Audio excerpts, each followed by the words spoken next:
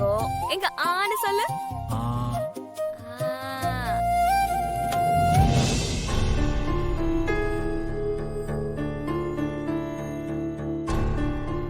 பெரியம்மா.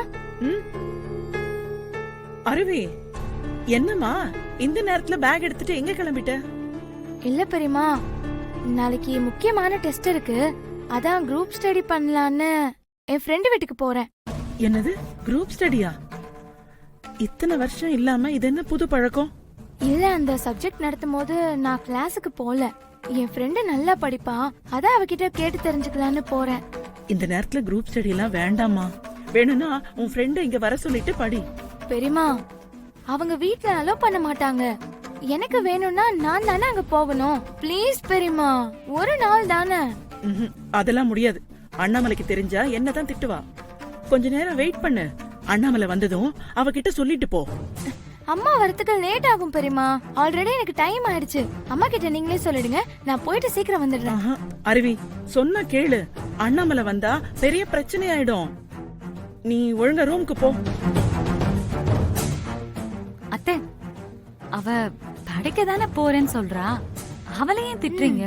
போயிட்டு வரட்டும், விடுங்க. அதெல்லாம் வேண்டாம் வான்மதி.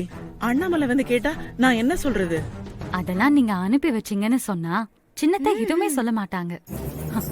அங்கங்க பொண்ணுங்க எல்லாம் படிக்காம கண்டபடி ஊர் சுத்திக்கிட்டு சோசியல் மீடியால டைம் வேஸ்ட் பண்ணிட்டு இருக்காங்க. நம்ம வீட்டு பொண்ணு படிக்கணும்னு ஆசைப்படுறா. அவளை போய் தடுக்கலாமா?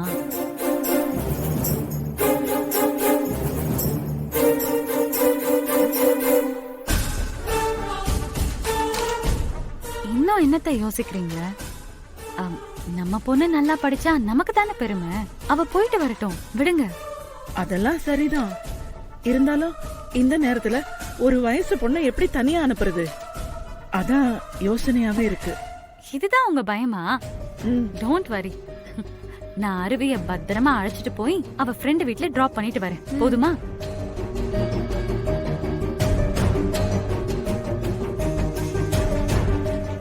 சரிம்மா, பார்த்து பத்திரமா கூட்டிட்டு போயிட்டு வா. அருவி,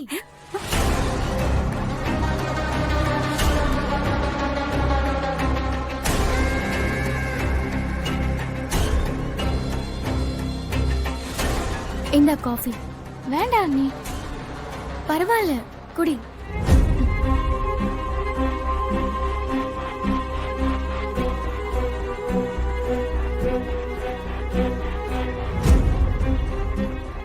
சரி, குடிச்சிட்டல, ரூமுக்கு போ.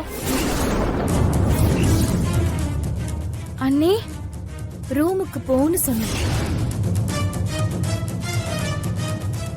இல்ல அண்ணே, குரூப் ஸ்டடி தான். அதெல்லாம் நீ போக வேண்டாம், வீட்ல உட்காந்து படி.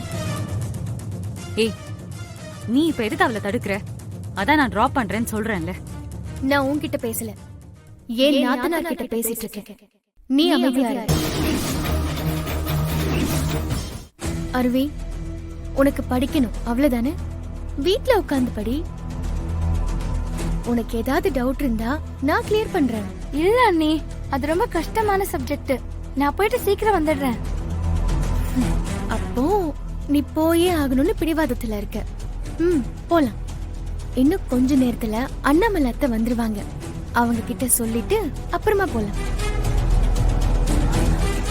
அது வரைக்கும் உன்னை எங்கேயும் அலோ பண்ண மாட்டேன். ஒழுங்கா ரூமுக்கு போ.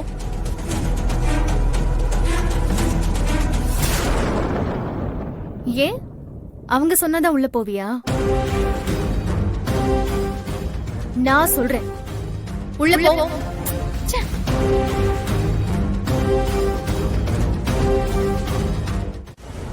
சாரி சக்தி, வீட்ல கொஞ்சம் ப்ராப்ளம், அதனால என்னால டின்னருக்கு வர முடியல.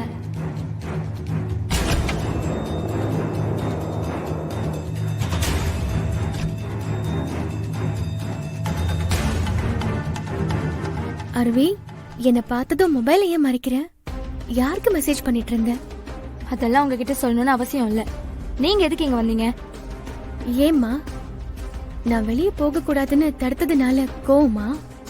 அதெல்லாம் ஒண்ணும் இல்ல. முதல்ல நீங்க இங்க இருந்து போங்க.